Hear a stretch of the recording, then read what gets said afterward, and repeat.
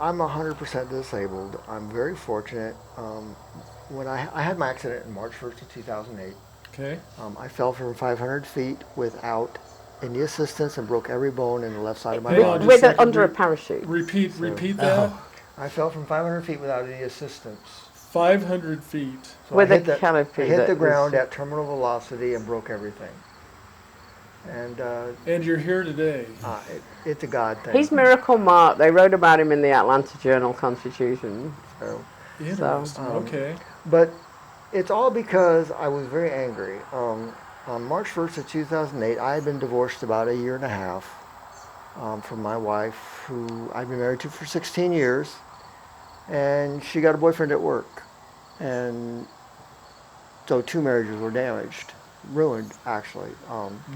So I decided to move away because I couldn't watch. And I moved to Atlanta, which is about 250 miles away. And while I was there, I ran into a bunch of military buddies who were like, Fort McPherson was there, which was the head of FORSCOM. They're like, what are you doing here? Because they knew what I used to do in the military. And I was like, well, I'm not a contractor for the military. I write IT programs for the government. And they're like, oh, so, and that, I told them I was divorced, and they were like, well, if you come join us with, military contractors like Blackwater, you don't have to pay income tax for the federal government. If you do so many months overseas. Only do it 30 days at a time. So I was like, well, it's 2008, 2009. Yeah, I'm going to Afghanistan. And your divorce had just cost you a lot of money. You say the only winner in a divorce is the lawyer. I borrowed a lot of money to get divorced because I wanted to have access to my children. I was Mr. Mom. Right. But Georgia's laws are written in so that men have no rights in the courtroom. They're not even allowed to speak. Wow. It's because of the old gold rush days. Because back in the gold rushes of California, men would leave The men would abandon the women. So they wrote the laws in such a way that never got changed until 2000. Wow. They wrote the laws in such a way that men were punished for leaving their wives. Even if the... So 60% of my income had to go to my ex because I had 2 children. And I was very unhappy. So the goal was, go to Afghanistan for 30 days and don't pay income taxes. Well, shucks. 25% of your income is federal taxes. You bet. So I'll go to Afghanistan for 30 days at a time and come back to my real job. That's not And you had a problem. bit of an attitude about life then that you didn't really care about it. So Yeah. So I But was we pretty were- angry. So I went to recertify all my. I can fly helicopters. I can scuba dive. I can skydive. I do lots of things. So I was recertifying my licenses, and I was on my last certification dive for skydiving. My parachute collapsed at 500 feet, just off target, and I don't remember any of this. It's all by what I've been told. But you don't mean to tell her? yeah, all that was told. Oh, we didn't know each other then. We met after the accident, but it was just one miracle after another because there was one of the skydivers was a paramedic. So when he had his accident, basically he was doing a halo jump. So high altitude, low opening, he was free fall. Everything was on target. It was great. His canopy opened, fully deployed, on target to land. And then at about 500 feet, his canopy collapsed. It inverted.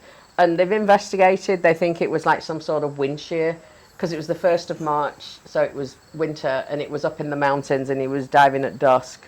So they think it was a wind shear that collapsed his canopy and he streamered in and he actually bounced. They had it on video. Yeah.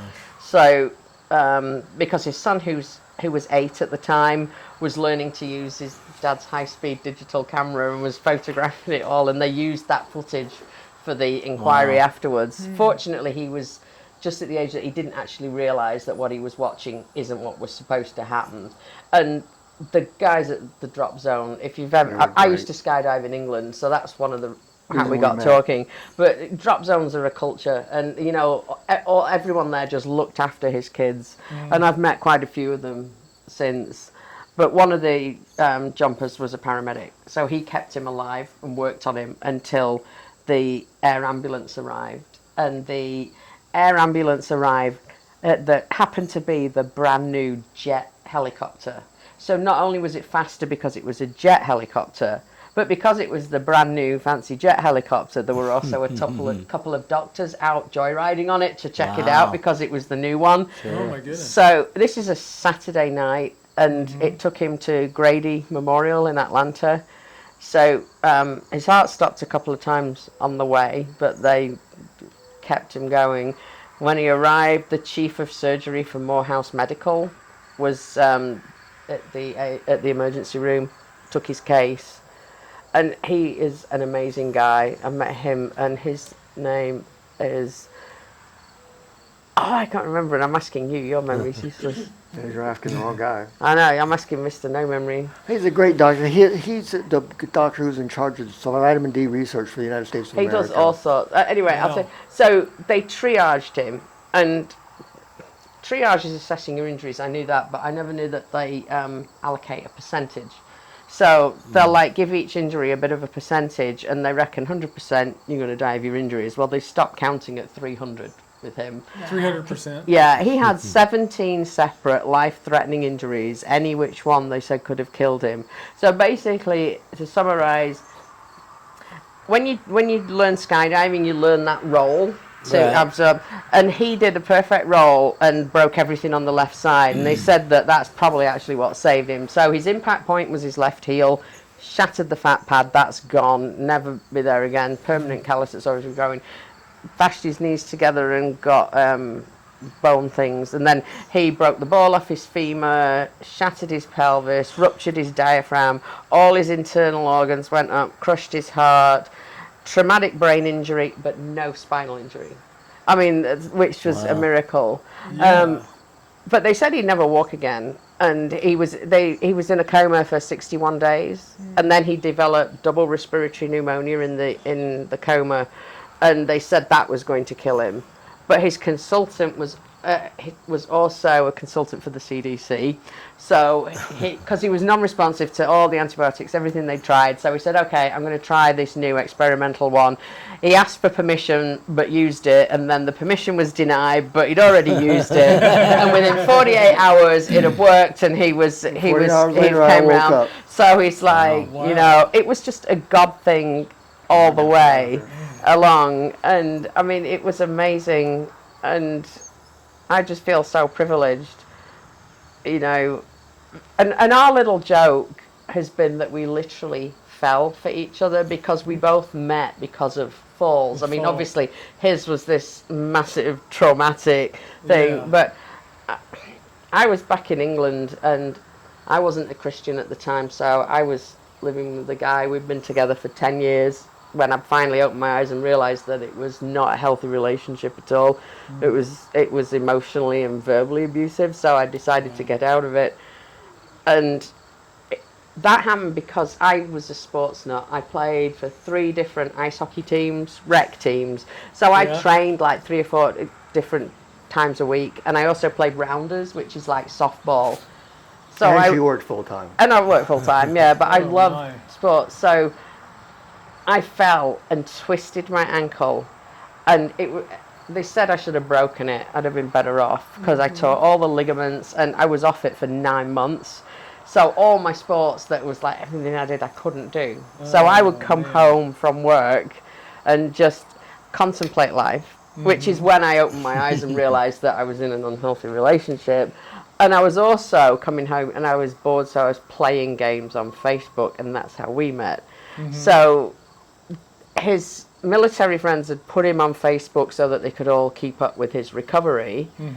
And I didn't know what Facebook was. His cognitive rehab, they told him to go on Facebook and play repetitive games because his insurance money was rapidly running out. So they said, here, do this and play it and come back and tell me what you've learned from it. So he was in America on Facebook playing these games as part of his cognitive rehab. I was in England having fallen and hurt myself, hence our little fallen for each other joke, and playing games, and we overlapped. He ended up sending me a friend request because he said that I was beating him all the time. She killed me every day. Apparently. So I read the direction for the game and it said your friends can't kill you. So I sent her a friend request because I didn't want her to kill me anymore.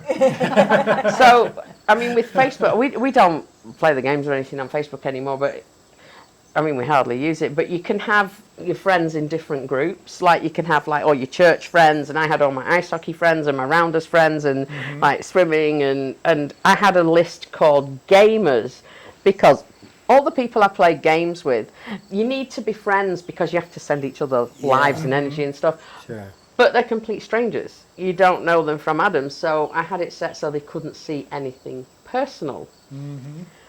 Well, apparently, when he sent me a friend request, I accidentally put him in family instead of gamers, because F and G were right next to each other.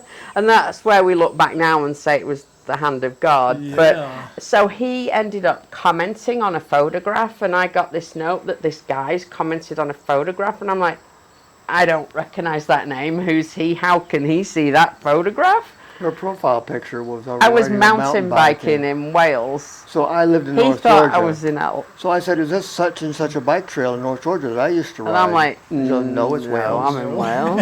Who are you? So anyway, I looked at his profile, saw the skydiving. I used to skydive for fun because I was into extreme sports. I mean, he did it for the military and got paid. I just did it for fun, so I don't know who's crazier. But anyway, we got talking about skydiving. And I guess we just got talking about skydiving, the accident, and then we just became best friends. We spent hours talking to each other online.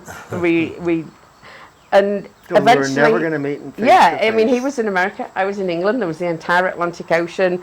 We'd both been through traumatic separations, so we had that in common, and we were just talking, and we became best friends. And one thing we do share with people is that if you have friends, relatives, children, anybody who is in an online relationship, never ever underestimate the strength and power of an online relationship, because we can genuinely tell you that we fell in love online before we Wow. ever met in person. There's I mean, none of it the- is there's none of the real. boy-girl stuff. It's just friendship because you're talking. Yeah. Yeah. You talk. There's no physical to get in the way. We just talked. I mean, we weren't. Neither of us were looking for romance either. It wasn't a dating site. We just became best friends, and he invited me over and proposed, and we got married. And I moved to America, and it's like 16 years later, and everyone thought we were crazy because we hadn't known each other that long when we got Less than married. 6 months.